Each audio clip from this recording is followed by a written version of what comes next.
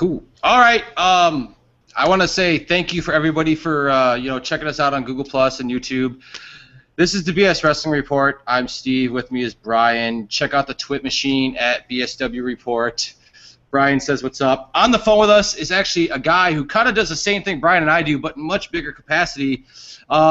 He can be featured on WrestleZone.com, Triblive Radio, Chairshot Reality, the one, the only, the winner of Chairshot Reality Tough Enough, Justin Labar. Justin, how's it going in the PGH tonight? I'm great, and the fact that you worked in my Tough Enough winning, nobody ever uses that in my introduction. I appreciate that. Well, you did pound Eisenberg, and he let all the Eisenberglers down. I'm just gonna say that. Yeah, he did. He still whines about it and complains, but I will always have that over his head. Well, we're ready for round 2, so we can get the rubber match going. If Eisenberg takes it. See, he won't. I don't think he will, because I've told him it before. We did that for I think like our 100th episode or whatever it was, and I've asked him if he'd love to do it again. I think I asked him around 200, and he always gives me the, oh no, it's not fair. You work it and you wrestle now every week. You have an advantage, blah blah blah blah. And I'm like, this just sounds like you're scared, but that's okay. You know what? I earlier today, I kind of like the same approach we did with you. I sent him an open invite, and he immediately followed us on the Twit machine. And I'm like, you know what? Let's try to schedule a date, to get him on here. And I think we'll pester him a little bit to see if he'll step up to the plate and take a few swings at round 2 of CSR Tough Enough. I'm sure on the show he will. We'll see if I get him to agree to it or not. Definitely. So, just gotta ask, dude. Just want open format. Any language flies. That's how we roll. Dude, how'd you get into pro wrestling? What was your fondest memory? Give us your story. Pro wrestling, like anybody. I remember, I first remember watching it as a kid, and I stumbled upon it at a really young age. Like I was 3 years old, and I can remember it real well. And the added advantage that I had was my grandfather. I grew up in Maryland. I grew up outside of D.C. And my grandfather was, as a side, he was a principal, but as a side, hobby or career, would help out promoting spot shows. He was more like the right-hand man to the promoters. He did a lot of the going to help get the wrestlers in the airport. He did a lot of the, that kind of stuff, wacky work, you were going to say. But he was really involved in a lot of spot shows, because they became real popular at this time because most of the territories had really, at that point, were gone, because Vince had balled them all up. So it was just, there was WB, WCW, there was, there was some ECW, and some, Smoky Mountain, some smaller, some other things like that. But they needed spot shows for guys to work. So, at a young age, I was able to, tag along with him, and we're driving Bam Bam Bigelow from the airport to the hotel or to the venue, and King Mabel, rest in peace with them. And there's a lot of like that. So I just had a great experience of getting as a kid to see the business and entertainment side, at a very young age, and it just made me fall in love with it even more to see the theatrics, to see the characters and the lifestyle. I was just really drawn to it, and that never left and never stuck. I never grew out of it, and then I followed it all the way. I moved to Pittsburgh to pursue my degree in television, which I got, and broadcasting. But while I was in college, I was fortunate enough to network with some people in WWE, and got to do some shadowing while in college. I got to go on the road for a little bit with WB production during one summer, and just really see what all goes on, and that was a great networking, and again another great experience. And then out of college, the opportunity was presented to me by Crave Media, who owns WrestleZone. That's what a lot of people don't realize. That's a lot of people don't realize, that everybody, because a lot of wrestling sites are pretty independent. You know what I mean? But this WrestleZone being part of a large network of male demo-driven sites, they were looking for video content, and it was kind of a long, crazy story. But basically, I ended up getting hooked up with Crave and with WrestleZone, and I was young and right out of college, which AKA meant I would work for little to nothing at the time, and I just started jotting ideas down for an idea of a show. I knew there's a lot of audio shows out there, but I really wanted to do something video, and I just happened to know Josh. I met him in college. He was a couple years younger than I am, but I met him in college, and he was really one of the only people in Pittsburgh that I knew that I could talk wrestling with and talk at a certain level with. And so I just happened to call him and said, hey, I got to film this thing. I don't even know if it's going to last a month. And here we are, 250 episodes later. And then Chairshot took off, and that opened up a whole other realm of possibilities to me. I got to start working with the indies, and which I love. I'm going down to Atlanta this weekend and managing one of my best friends. His name's Bam Stone, and we're going up against Brodus Clay. And it's a show. It's a show that we did last year with Ric Flair, Scott Hall, Jake the Snake. It's a show. I mean, it's called Superstars of Wrestling, and people can check it out on my Twitter. I mean, we're talking a nice 1,500 crowd, in the Civic Center at Rome, Georgia, just outside of Atlanta. Full on, great entranceway and great set and great bells and whistles. So I'm just all these things just added up, and it's made interesting experiences and learning for me. I'm always learning every week and meeting these guys, and I think in turn, it doesn't make me, my predictions aren't any more accurate really than anybody else in terms of what's going to happen in WWE or who's going to win this match. But I do think that it helps my, maybe my analysis a little bit, because I can draw from some really good experiences and networking. So that's kind of the short version of everything. All right. Well, I noticed that you brought up you guys try to make predictions in WWE. Now, I'm gonna be honest. I don't know if you have to uphold, an image or anything like that, but I'll flat out say the product right now fucking sucks. I mean, I've been. Go ahead. It's funny. It's funny you say that. There's no doubt that the product is in a really odd place right now. I talked a lot of this extent off camera with Vince Russo, who was just in town with us doing the 250, and he and I both agree. It's really bizarre because where their product is on screen is not where it should be compared to. They actually this is one of the best talent rosters they've had in a long time. Yep. There's this great flux right now of a lot of the older guys really starting to leave off. The big shows, the Mark Henrys and the Christians, and these guys are starting to fade off, and we got all this great talent in NXT. But yeah, the product's in an odd space. Here's the weird thing. I have a harder time. I'm actually not the best gauge and best good opinion to say if WWE is terrible right now. And the reason I say that is because between with everything going on in my career, which I'm fortunate to have, it requires me to have something new 7 days a week. Between CSR radio, 2 columns, 2 short form videos for Cinesport. Literally every day of the week, I have something new that's out talking about WWE or the wrestling world, but normally WWE. So because of that, I have to watch things with almost like the smaller things that you guys that most people just go, oh, okay, whatever. I latch onto these because I need to, because I need content, and it's kind of like it'd be the same thing if you're a beat writer for just pick a sports team. Let's say you're a beat writer for the Pittsburgh Pirates.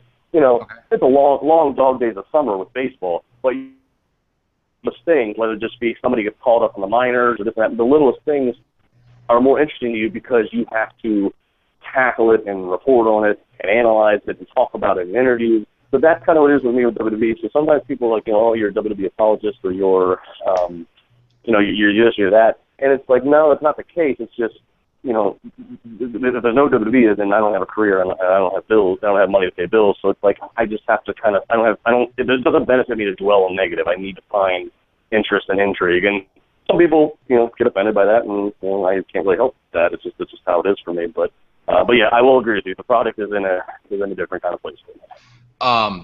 Some of our listeners, they may or may not watch CSR, which they should. I mean, I've watched you guys for years. It's always been entertaining, and my work schedule kind of interferes with Triblive, but there's times I got a chance to listen to you, and I'm not just blowing smoke up your ass. It's a great show. You got some real fun content on there. Who are you real high on right now in WWE? Well, thank you for the kind words. I mean, anybody that followed knows. Obviously, I've been, I've touted Dean Ambrose for the longest time. The same goes with Luke Harper. I've always said that. Just stemming back to when I was in the Indies with him when he was Brody Lee. I mean, so I'm always high on those two guys. Harper just so versatile for his size. Ambrose just such a. I mean, I had Ambrose on Triblive Radio a few weeks ago, and he just.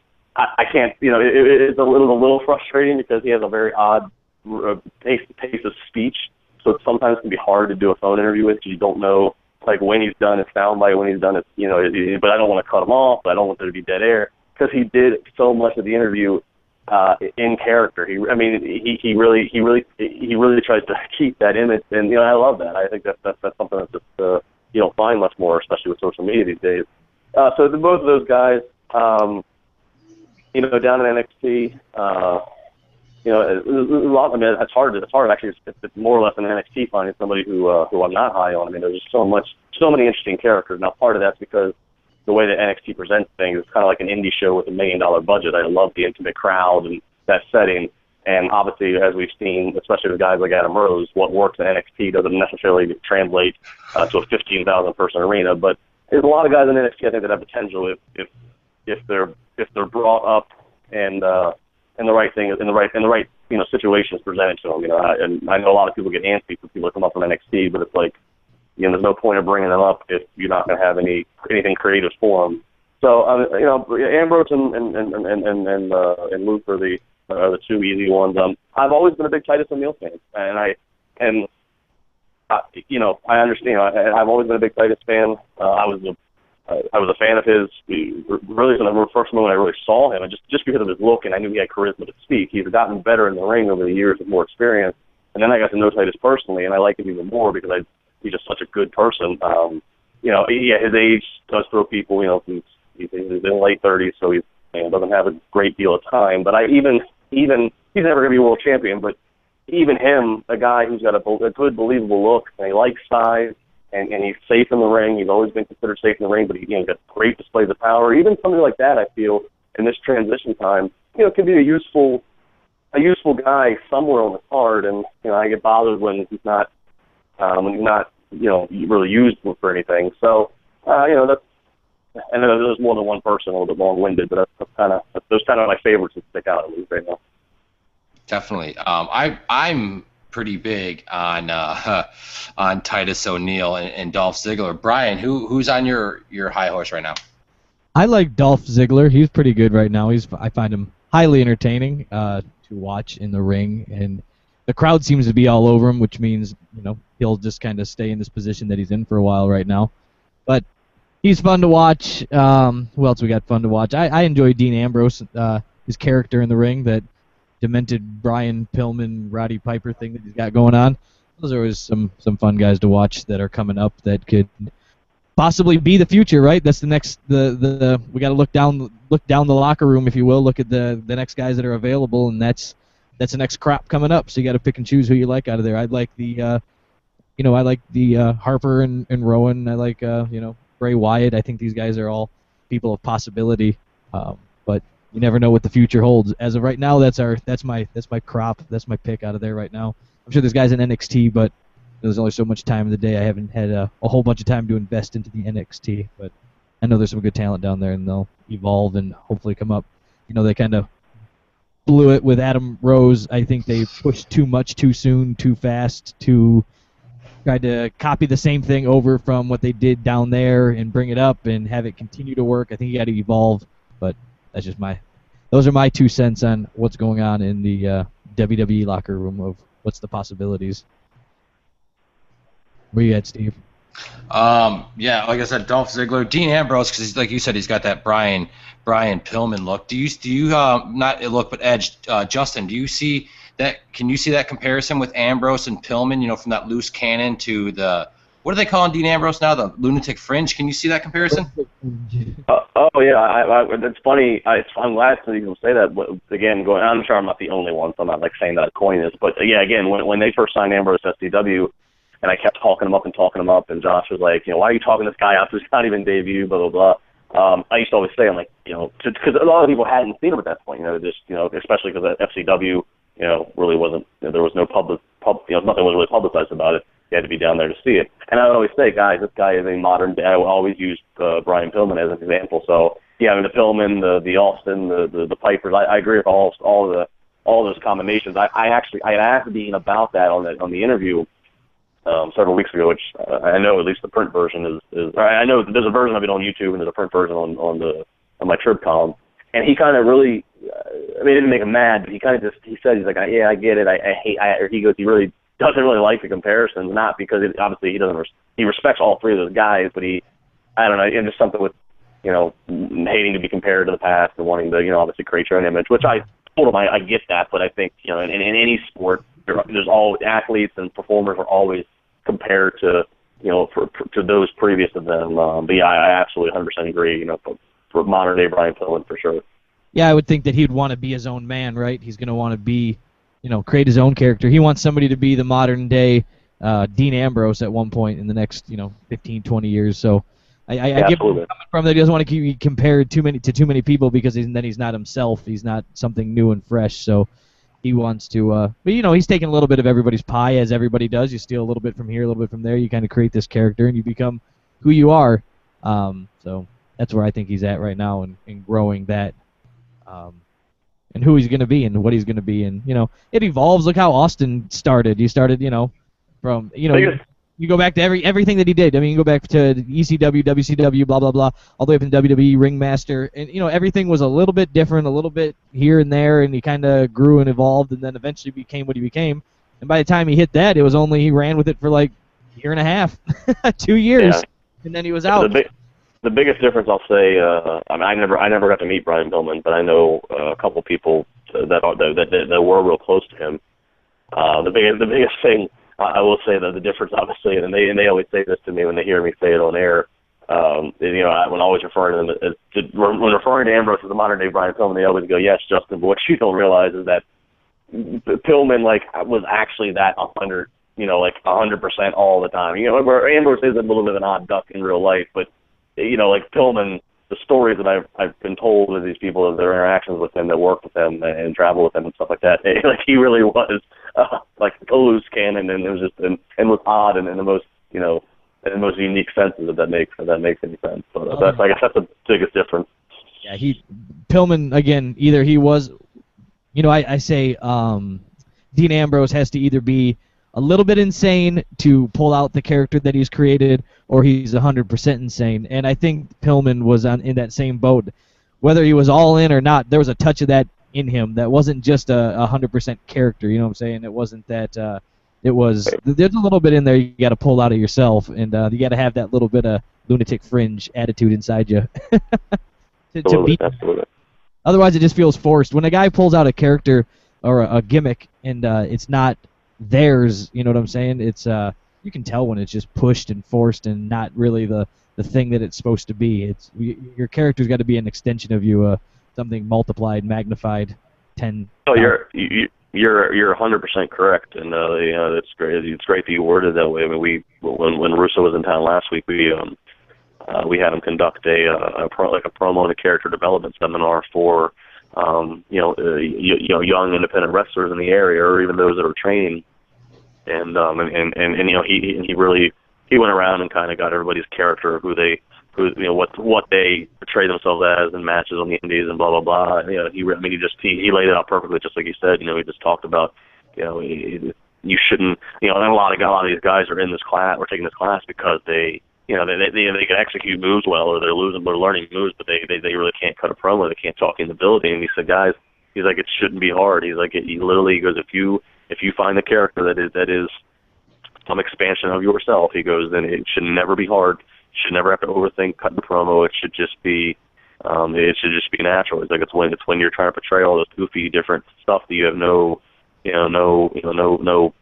business with, because that's when you're going to overthink it, because you have no idea what you're saying. It's very simple. And in almost in a modern day sense of it, like at this point in time, I don't buy Triple H's character so much. I don't buy this authority Triple H, because I really buy into the DX Triple H more, I think. If you will, I mean, you're going to pick out different, shades of their character.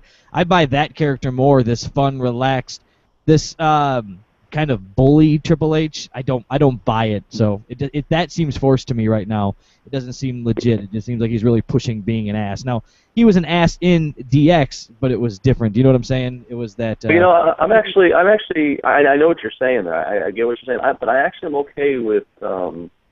I think with him, I think it's a great situation for him to play this pretty figure, because rightly or wrongly, it's almost like another one of those characters that the fans have created, especially on the internet. Everybody, oh, Triple H buried this guy, and oh, Triple H married into the family, and they got power, and there's just so much crap said about him. A lot of it I do think is unjust and is not well backed up, but be that as it may, it's my opinion. But it's kind of like the fans created this character for themselves. So they're like, okay, you want me to be that guy? Then I'll go be that guy. I'll go bury Dan O'Brien on the microphone. You know what I mean? It's like, Now, now I'm glad you brought up people can't cut in a promo, and I think I know what you're going to say, but I'm going to ask anyway. In your opinion, who is the best promo in the business right now? I guess you have to toss it between Ambrose and Wyatt.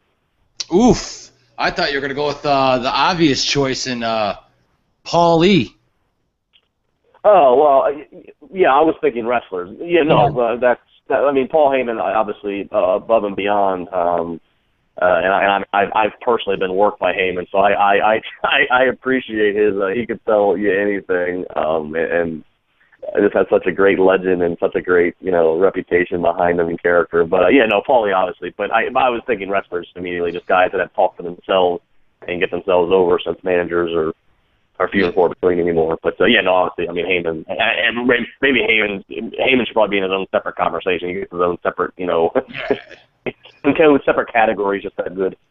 Now, I'm glad you brought up Bray Wyatt. Our good buddy, the whippersnapper himself, ECW Triple Crown winner Mikey Whipwreck, months ago he came on and basically said that Bray Wyatt is screwed because of the what chant that he's gotten stale. They had him white hot going into WrestleMania. Now here they are with this feud with Ambrose, I guess. Do you think Wyatt has lost a lot of his steam and he is more or less screwed because he's getting the what chance constantly to everything he says now?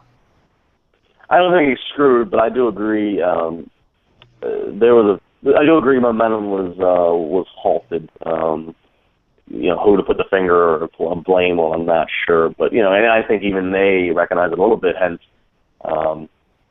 them taking off TV for a couple weeks there and kind of starting to almost rebrand, not branding, but kind of rebuilding up a re-debut in a sense, and obviously losing Harper and Rowan. I don't think he's screwed though. He did pick momentum back up. I'll be very interested to see this match with Ambrose from Survivor Series. I don't think he's screwed. I think you look at it this way. I look at him. Going back to our, playing the comparison game. He's very much the closest thing now to a combination of what the Mankind and Undertaker characters were 20 years ago in terms of he has a little bit of supernatural touch to him. Not completely human in terms of his emotions and everything. And all that stuff.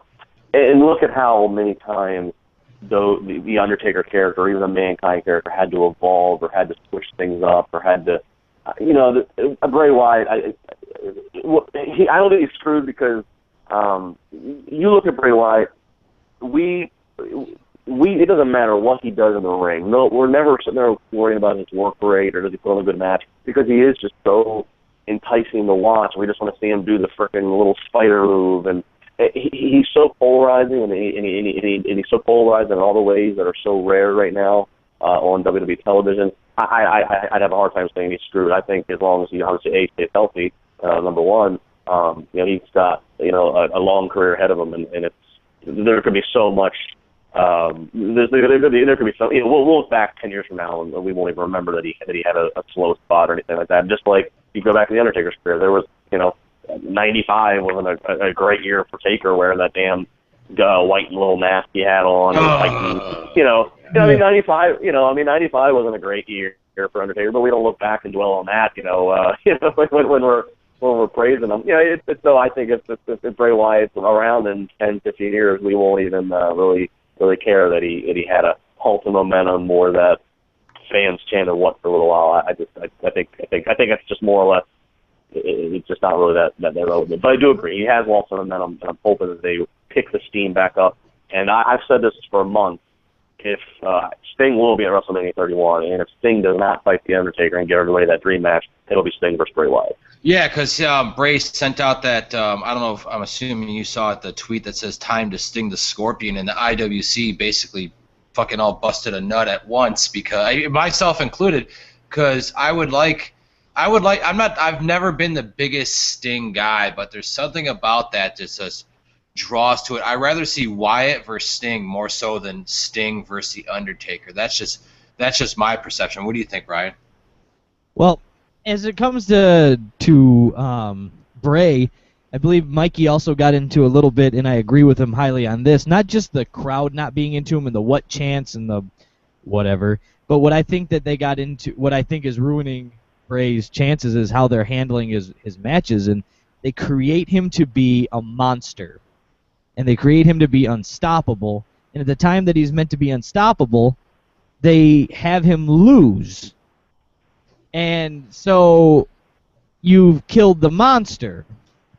Once you kill the monster under the bed, right, after you realize when you're 10, 15, 10, 11, 9, I don't know, whatever age you are, when you realize monsters don't live under your bed, they don't scare you anymore. They're not unstoppable. So when you've killed the monster, you've killed Bray Wyatt.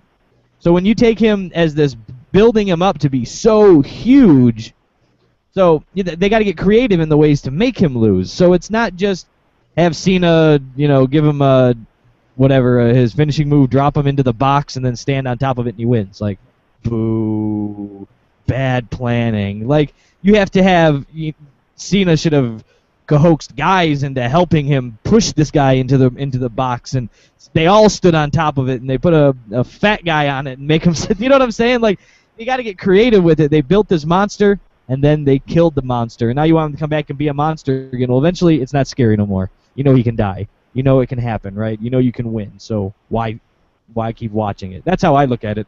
I don't know if anybody else agrees or disagrees with my statement on that or not. Well, I agree with you. Going back to that Cena match last spring, it certainly was not handled the best way at all. But I don't think it's going to take. I don't think it's going to take. I still think he can be that monster, and it is going to take. They're going to have to rebrand. They're doing it now. They're going to have to. They're going to have to be creative. They're going to be more creative in the long run in the future with him. But I don't think he's harmed. I think he'll be. I think it'll be okay. And back to that thing real quick. Yeah, I saw that tweet, and that tweet got me excited as well. I was thinking and saying, even before that tweet, I kept thinking it because I knew Bray had made him. I knew Bray had said something in an interview, really in casual passing. I was thinking said something in an interview both about how each of when asked. When Sting was asked who would you like to work with, he brought up Bray Wyatt at one point, and then Bray brought up Sting. And I agree. I'd rather see Bray Wyatt Sting because when everybody says they want Sting and Undertaker, I say, okay, yeah. The promos will be great, the hype and the videos and the build-up and the entrances, but you can get all of that as well with Bray Wyatt and Sting, and you can get a better match, and you can get a huge rub for Bray Wyatt. So it just makes more sense just to put Bray Wyatt in that match, I think. But yeah. Go ahead, Steve. Go ahead. I was going to say, I agree with you because I did the math, and at the time, like, the combined age between Taker and Sting was like 104. So you're not going to have, the most agile human beings in the world in the ring, and you throw in Wyatt for a big, 300 whatever pound guy he is, that dude can frickin' move, and I just think Sting and Wyatt would quote unquote tear the roof off of what is it, Levi's Stadium in San Francisco. So yeah. since we're on the topic of WrestleMania, I want to bring up Brock Lesnar. Who? Yeah, the absent WWE World Heavyweight Champion. What is your opinion on what they're doing with Lesnar right now, Justin? At first I was really into the idea. I kind of liked the thought of, that I kind of liked him, being like an MMA fighter or like a boxer where we don't see him every week and we don't have the belt defended all the time. And, let's face it, the belt's only defended on pay-per-views anyway, so he doesn't need to be on Raw every week. The more this is going on, though, the fact they don't even mention the belt at all, that does start to bother me. The thing is, just mention the belt, get some promos, put them in the can, so you can air a promo every now and again from them. Or have Paul Heyman show up just a little bit more, and just give us a real kind of generic, but with nothing Paul Heyman does is generic, so it'll come off great. 2-minute promo just reminding us about how great Brock Lesnar is and he's the champion. Just come out and do that for one quick segment, and even if there is no feud for Lesnar at the moment, I have a problem with the belt not at all being even mentioned, the champion not even. I mean, when was the last time Brock Lesnar was even mentioned really on the show. So that's bothering me. Although, I mean, I will say him holding the title because of who he is. Obviously, whenever he is beat, that person should be a made man, considering how dominant Lesnar has been, in the matches he's had with Cena. But I don't know. That's just me. I just and it frustrates me even more that Brock Lesnar would work. Brock Lesnar will work. People would say, "Oh, he doesn't want to work dates." No, he will work dates. You just have to pay him. He'd work every Monday night. He'd go to every Monday Night Raw if you needed him to. You just have to pay him. And if there's ever a reason, to spend money, if you spend money on the guy you put the damn belt on, and it doesn't even have to be 4 weeks. You can literally pay Lesnar. To be around for maybe 3 dates in a month. The pay-per-view and 2 Raws. That's all you need to have him on the go-home edition of Raw and have him on the Raw that's right after the pay-per-view. So 3 dates. That's all you need every month. And then Heyman and promos and video vignettes, everything else, and his opponent, whoever that would be if he had one, they can do the rest of the work. So we're talking, and so it bothers me that that's where money needs to be spent. If it means you got to pay him another, whatever that number is, do it. If that's the guy you're putting the world title on, do it. That's what bothers me is that it's being done. It's starting to bother me how it's being done, and I don't see any reason why it has to be this way. But nonetheless, I am happy he is the world champion, and I do like the fact that whenever he does show up, it's important, and you tune in and you watch a little bit closer, and you know that he's going to kick somebody's ass. Yeah, I think that he needs that they need to mention it more. Correct. I like the old school feel of it. Hogan. We've had this discussion before. Hogan wasn't at every TV. Hogan wasn't at everything back in the day, back in the 80s and 90s or whatever you want to go with. Those champions didn't have to be there. That's what they had. But they only had 4 pay-per-views. So that was the point. Was, oh my God, I want to see Hogan. I want to see Macho Man. You have to get the pay-per-view to see these guys wrestle, and that's what it was. It was a premium to see them wrestle, right? It wasn't just some bullshit match, something you got to sit through. So I'm cool with him being part-time, if you will, or whatever you want to call it. But they need to keep it the story involved still, because I'm not gonna lie, when they went into Hell in the Cell, I was going, wait. I literally said to myself, who is the champion? Like, what's happening? Wait, who's the champion? Because I was trying to figure it out and do the math, and then I was like, oh yeah, Brock Lesnar's the champion. It took 30 seconds, but I'm going. They didn't tell me where. I had to put it all together in my head, so it got a little confusing. And I think they need to keep the storyline more in my face and about the title and guys fighting for that match, and set a match up in the future and have Brock come out and say there's an open contract and blah blah blah, and build it up, and guys are fighting for these #1 spots, and they're going to be chosen on this date, and you know what I'm saying? Just put something in your face. He doesn't have to be there. Well, I'll say this about I was okay with him not being at Hell in a Cell simply because Hell in a Cell being a pay-per-view built around the Cell. I'm okay. That's actually one you can get away with not needing him at, because you have the Cell matches that sell themselves. Same thing, kind of. So that one I was fine with. I just think they needed to mention that he was still the champion. That's all I needed. Correct. No, I agree, and I think they still, even right now, even though the focus is on Team Cena versus Team Authority, there still should be a reminder of, hey guys, we have Team Cena versus Team Authority. If the Authority loses, they're going to be out of power. WWE can be chaos. We could not know who's in charge. Brock Lesnar's still lurking, just little things, just start to remind him, or even have Heyman just come out and remind us of, while we're all worried about who's on whose team, like it's basketball or recess. Just remember that my client, Brock Lesnar, is waiting for his next victim. Just something simple, just simple. I think that is an excellent idea, because right now, going into some Survivor Series, I absolutely am dreading having to watch it. I mean, I went to WrestleZone the other day, and I saw... It's free. Don't forget it's free. Fuck that. I don't care. Dude, it's free no matter what with the internet. So, like when I saw that they were going to put Adam Rose versus the Bunny on Survivor Series, my jaw literally, damn near hit the ground because I was shocked. I mean, who honestly wants to see that crap? Justin, be honest. Do you want to see Adam Rose versus the Bunny at one of the core 4 pay-per-view events? I'll answer that with a question. Do you want me to be able to give you at least one justification why that match can take place? Do you want justification? Yeah, go ahead. Well, yeah, no, I know what you're saying. It's quite comical and kind of says it can say a lot of things. The only thing I will say about it is how often do we bitch and complain that WWE does some ridiculous stories and ridiculous things with no point, no closure, no. So at least at Adam Rose versus the Bunny, we know that we're going to find out they're going to tell us who they want us to know the Bunny is, and so at least it will give us closure is what I mean. So that's actually why I will be okay. It's actually not on their website yet officially, I don't think, but if they go with that match, I would actually be okay just because it's going to give a new life, I guess you could say, to whoever it is, whether it's Justin Gabriel or whoever, or Darren Young or whomever, and at least it'll actually make all this Bunny nonsense in the last few months seem like it at least had some point and payoff. You know what I mean?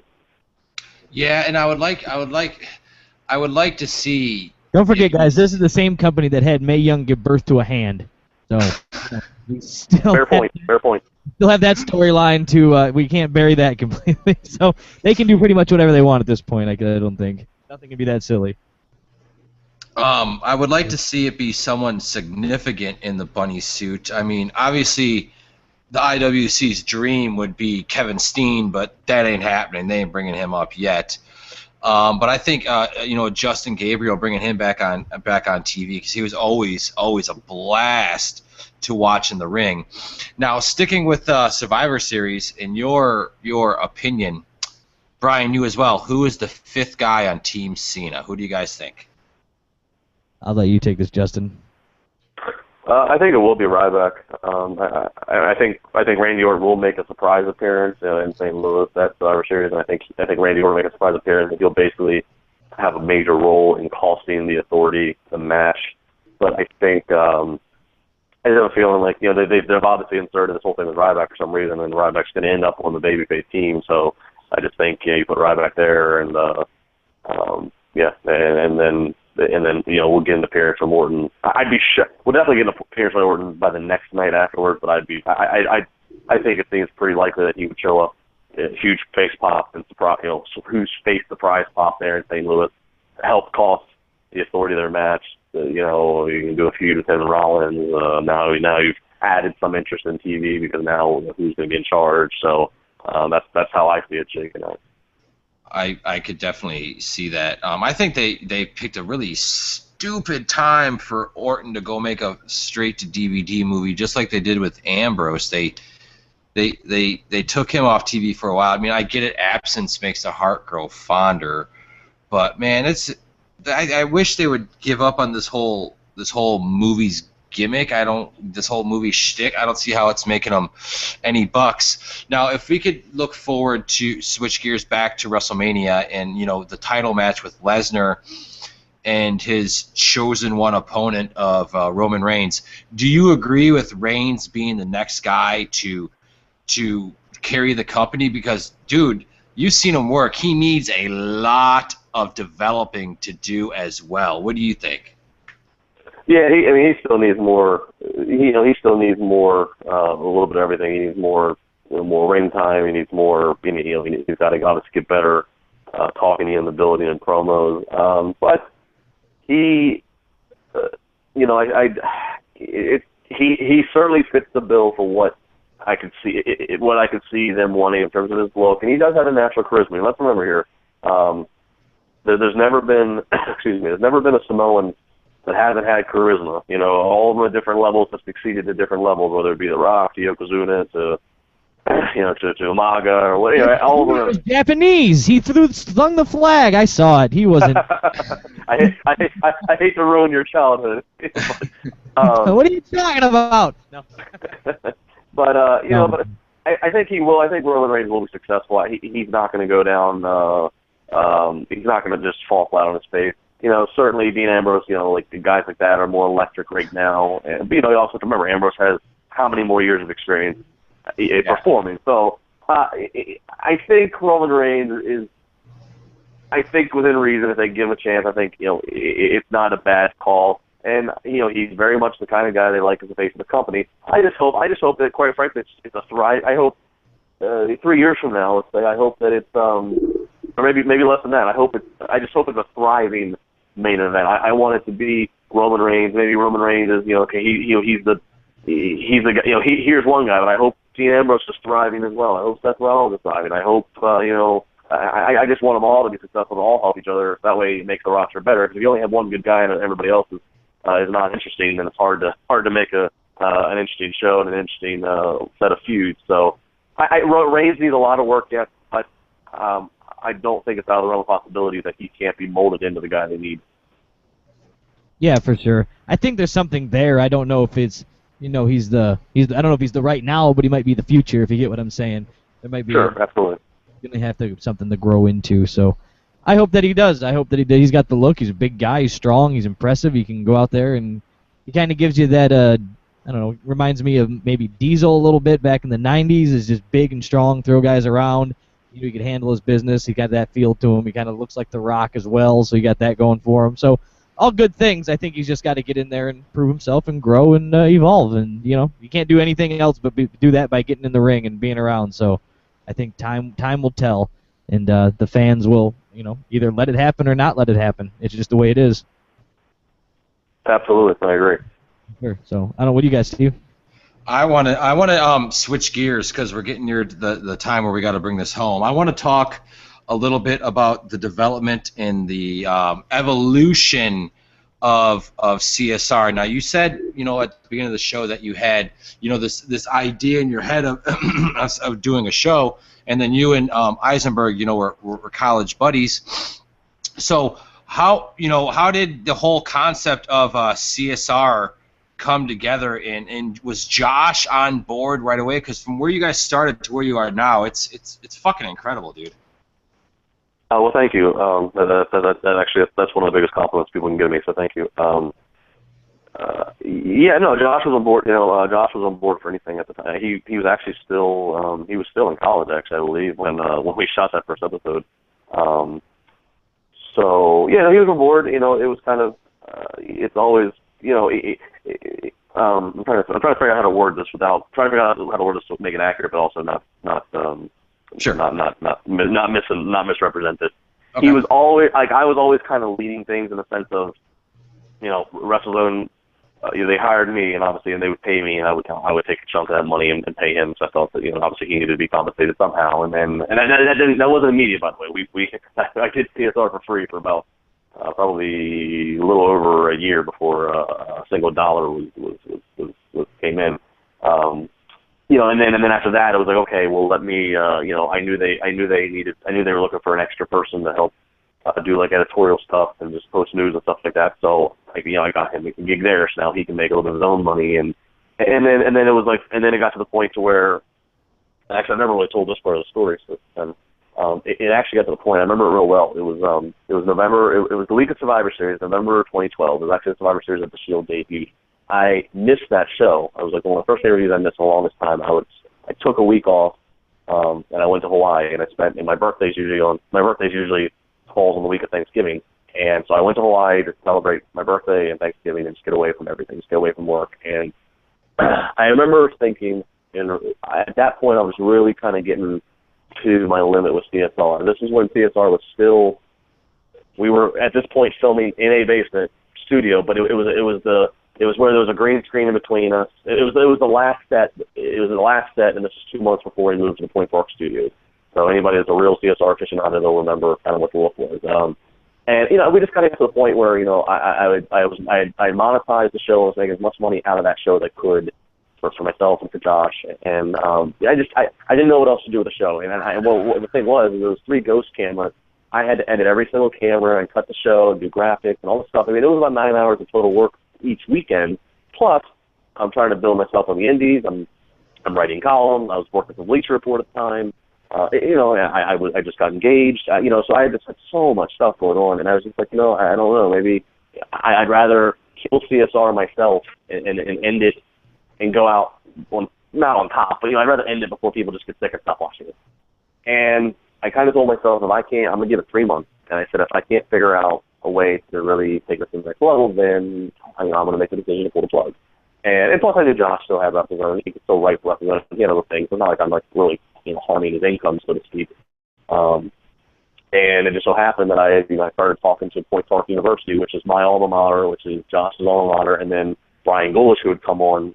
It was Brian's alma mater, and and basically, I got, we struck the deal with where we use their studio, and we use some of their students as interns, and some of them we pay, and some of them get credit, and blah, blah, blah, blah. And it took the show to a whole new level because it's opened up all new avenues of, both money that comes out of the show from getting sponsors working with us to being able to bring guests in and now bring them to the studio, so I wasn't going to bring them to a basement. So, you can bring guests in, and I got a new budget from Crave because now we had a whole new look, and we were doing all new number. Our growth, our viewership growth took a great jump. So now I was able to get a new budget, finally, like an actual budget from Crave to use for the show, and then I get a separate talent pay for myself. And so, it finally got now to a point to where we're at a really good place, and I'm constantly looking to how do we evolve next, and I'm constantly got, my things that I'm lining up or trying to line up. But it's been a crazy evolution, and I'm extremely thankful to every single person. I tend to play more the heel character, and I'm very aggressive sometimes on social media, and that's the character I do on the indies. But at the heart of it, I am extremely appreciative of every person who's ever watched it. Even if they absolutely hate me and they hate my guts and hide behind a keyboard, hate my guts, at least they watch, because at the end of the day, it's still when I get that click, of them watching, that click doesn't say this person hated you or loved you. It just says you got a click, and that's another, that's more money. So that's all I care about. That's true. That's true, because after we had our interview with Eric Bischoff, and we have our second one coming up in a few weeks, Eric was nice enough to come on back. That's how we got connected. I think Brian and I, these two little ding dong podcasters out of Tampa and Detroit, made some waves, and I think just moral of the story is I'm really glad we got to have you on. Watching, reading your columns, watching your show. It's a pretty big deal for me, because I kind of I respect what you do and I can understand it. Now, how did you get the gig with Triblive? Because I'll be honest, there is not many wrestling based content on national airwaves, and that's, to me, that's pretty groundbreaking. How'd that come along? Well, most people don't know this, actually. At the same time I started CSR, my other job, my other career was Trib Total Media, the parent company, owns Pittsburgh Tribune Review newspaper. They have a radio station and all kinds of media endeavors. I was working for them, covering and doing the post game video. I was hosting post game online for the Steelers and for the Penguins, and I would travel to Detroit and watch, cover the Lions and the Steelers, and I was doing that, and that was my job. I was getting my benefits, and that was my stable pay, which allowed me to spend time doing CSR for free and kind of trying to build that. So what has ended up happening is that my entire goal was I always wanted to be self-sustained just off of wrestling, which thank God this year I finally got to that point. But what happened was that because I was doing all this sports stuff with the Trib, I kind of treated wrestling like my mistress. I really kind of kept it away from them because I just didn't know, I didn't know what the reaction would be. And long story short, it was last year, we sports a couple times with Michelle Beadle up in New York, and with her I did wrestling stuff, and that was great, and talking wrestling in there, and that was on national TV, and the Trib became aware of it through both by seeing it, some people seeing it, and through social media and stuff like that.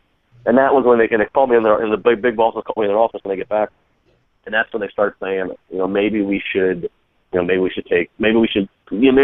need to be getting involved in the wrestling business, since we have this guy who works for us who apparently, and I was also working for Bleacher Report at the time, and which, so it just kind of, it started with, I had the radio show, and the radio show does great. It's one of the best, it's one of the most listened to things on the station.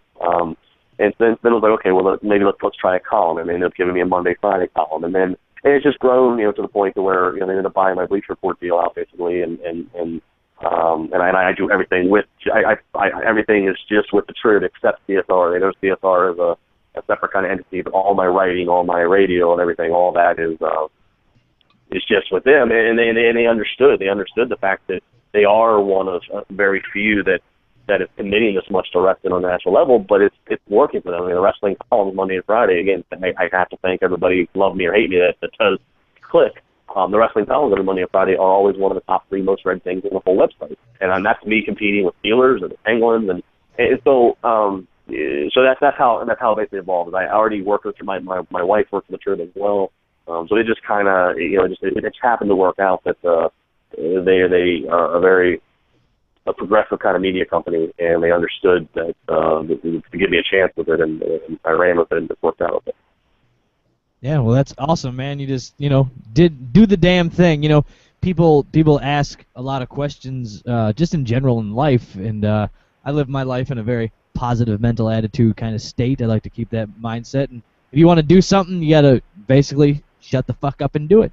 You want to get on TV, you want to be a radio host, well, get a microphone and start talking. Like, I don't know, man. Somebody will start listening. One person tells 2 people, tells 2 people, tells 100 people. You want to do something, do it. And you did it. You sat in your basement and made a show and put it on the internet, and people dug it, and there you go. And that story sounds familiar. I think, I'm sitting in my basement right now talking wrestling, doing the damn thing, and this is, hopefully maybe one day we can follow right in your footsteps, brother. We're right behind. I think it's a community and the whole thing, and everybody can just, do what they do. And but you want to do it, fucking do it. No, I wish you guys good luck. And the biggest thing I can say, and it seems like from the little I've gotten to know of you guys and kind of start to, follow you guys on Twitter and stuff like that, the best thing I can say is, it's just to be consistent. You guys seem to be. Just keep. I mean, that's the biggest thing is people. Every time people will get frustrated real quickly. They'll start blogs or they'll start webcasts or podcasts, and they will. They'll do it for a couple of weeks, maybe even a couple of months, and then they realize they're not famous and they're not rich overnight, and it's like it doesn't work that way, and so they start getting inconsistent. And I understand too, especially if you're doing something for free, everybody's got lives and jobs and families or whatever, so it can be hard, but it is one of those things. We're doing it for the negative. Like we gotta pay to have this shit hosted and have websites, and you know what I'm saying. Like I'm not talking thousands of dollars, but we're out. No, but that's not bad. You guys are doing it right. You guys take. I mean, and that's what I said. First, over a year. I mean, I did CSR. I mean, I had to spend money for the cameras and the editing and all that stuff. And so it takes money to make money. That is a very true thing. So if you really want it, you got to do it. And you guys are doing it. And I wish you and I wish anybody luck that wants to. It's just you just gotta follow it. Yeah, just doing what you do and get out there and just keep doing it. And I forget who it was. I was listening to a comedian. He says you want to be good at comedy, you got to get on stage, and you got to get on stage every night. And you got to talk and tell stories, and you got to realize what sucks and what doesn't suck. And eventually, it'll all come together, and people will start talking about it. But if you get frustrated and quit and go away, then they'll stop talking about you and they'll talk about somebody else. So you got to stay with what you're doing and live your life. And I commend you for doing what you did and stuck with it through the hard times and the ups and downs. And that's it, man. Steve and I started doing this just because every night we sat there and talked, or not every night, but a couple times a week we'd be talking wrestling, especially Monday nights mostly. And I just went, why don't we record this and put it on the internet and see if people like it? But it just really turned into our normal phone calls of us talking, and we just recorded a phone call and put it on the internet, and I don't know, it kind of turned into something. People started listening. So there you go. Well, I think that's all you can do. Yeah, I thank you for coming on and talking wrestling, and maybe next time we'll get you on and we'll get a post pay-per-view recap or something like that, or special event or whatever they're calling them these days, and then we can go from there. We'll tear apart what's going on in the world, play fantasy booker, and go from there. But I want to say thanks for sitting down and hanging out with us. It was a good time. No problem. Thank you guys again. Thank you for all the kind words and the support over the years. I appreciate that very much. No problem. Why don't you go ahead and throw out any of your, might as well get them out there, right? Don't know who's listening. Get out any of those websites and Twitter plugs and all that fun stuff they got going on out there. Yeah, just easiest thing is my Twitter. At the center of everything, at Justin Labar. And that has everything linked off of that. But at Justin Labar is my Twitter account. Obviously, Chairshot Reality is on WrestleZone every single weekend, Friday, Saturday, Sunday. Of course, right now we're in the middle of an extended, long 250 episode. So just click the Chairshot Reality tab and find all the videos there. And then if you go to Triblive, triblive.com/sports/pro wrestling, that's got the whole of everything else. So that's my print columns. There are short form videos with Cinesport, which is just me ranting for a couple minutes, which I got to go record one of those here in a few minutes. Mm-hmm. And there's also the audio files from the radio podcast. So that's kind of the home of everything there. So, but like I said, Twitter's the easiest thing. That finds everything. So at Justin Labar, send me a shout, and I try my best to get back to as many people as I can. Cool. At Justin Labar on Twitter. Get on there, watch his show, Chairshot Reality. Good stuff going on. Check out WrestleZone. What else you got, Steve? I was gonna say he's pretty good about getting back to people. He won't bite. He's a pretty decent guy. Like I said, that's at Justin Labar. We are at BSW Report. It's Facebook.com/BSW Report. Check us out on there. Interact. We do it actually, I'm pretty bored at work. I'll interact as much as I fucking can. But with that said, Justin, I do appreciate you coming on. Don't let Eisenberg dip out on us. We tried to actually have him come on tonight with you, but he said he was busy, so we're going to try to get him on here, talk a little bit more about CSR. But I just want to say thanks for taking time out of your day. I know your wife's pregnant. You got shit to do, but in talking wrestling with a couple of ding-dongs, I really appreciate it. No, thank you guys. It was fun, and we'll definitely do it again. Awesome. Cool. Good, man. All right, man. Later. Okay, guys. What you got for me, Steve? All I got to say is bye-bye.